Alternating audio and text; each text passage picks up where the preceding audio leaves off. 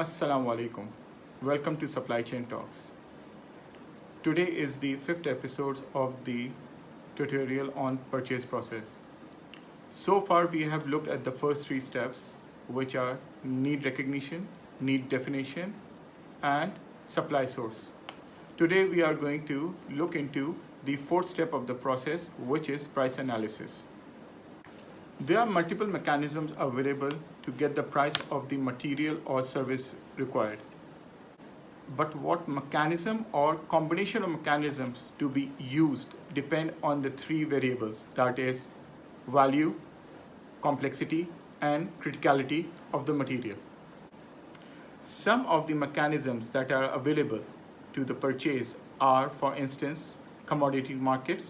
For example, when we are buying commodities like copper or lead, brochures or rate lists, for example, in the case of buying simple tools, stationery, pantry items.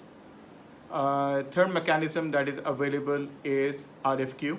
That is, you send a request for quotation to your approved suppliers and get the offers and the prices.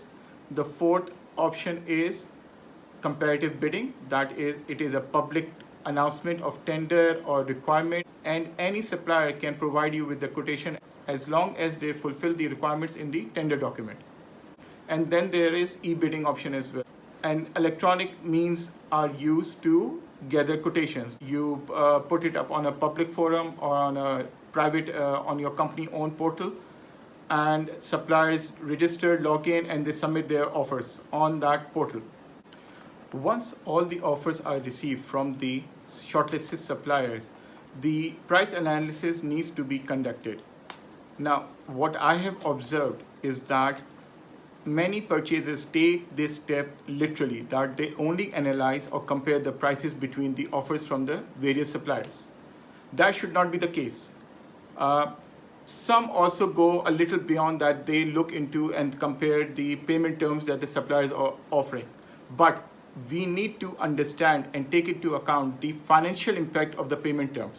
So what I suggest, or what I like in this step to be done, is to move from the basic price analysis and step it up to the TCO analysis, which is the total cost of ownership.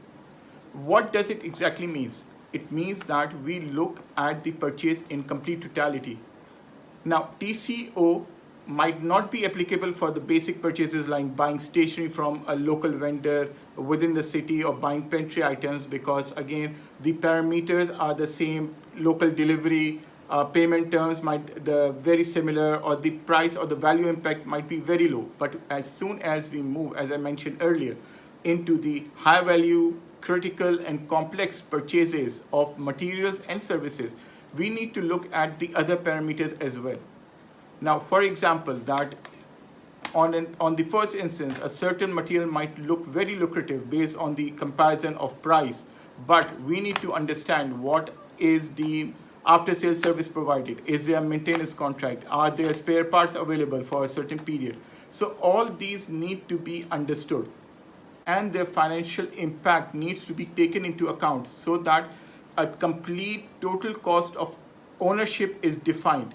A material might be less in value, but when all these factors are involved, at the end of the day, it becomes a higher value item compared to the initial quotation of a higher value. But the other services, for example, in that value, the supplier included the maintenance contract for 1 or 2 years, and spare parts free, or site visits of their engineers to do the service. So complete TCO needs to be conducted. Now, what can be included in the total cost of analysis? It is not limited to it. You need to review the quotations. You need to see what are the parameters where the quotations are different, and you need to map it out. Obviously, the price, the payment terms, the logistics, overseas or local supplier, the Incoterms, if it is coming from outside, that is it CIF, CNF, XWorks, what are the financial impact of those Incoterms, the warranties, the maintenance, all these define the TCO analysis. So hopefully I will be conducting a separate session on TCO. So we will look into more details on this topic separately in a separate tutorial session. To conclude this session, I would like to state that TCO helps us to appreciate that the lowest price is not always the right price, whereas the right price is the price at which the continuity of supply of the right material and at the right time can be ensured. This concludes this episode. I would like to request that if you have any queries or comments, please leave them in the comment section below. Thank you.